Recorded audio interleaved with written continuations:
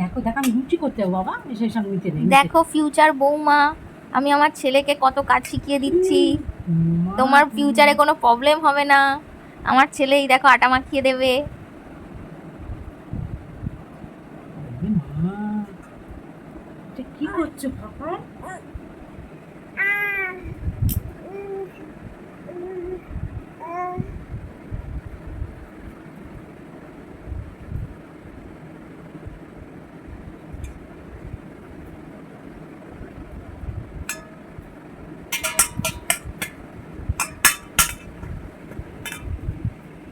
কি করছিস বাবা রে বাবা, আটা মাখছিস?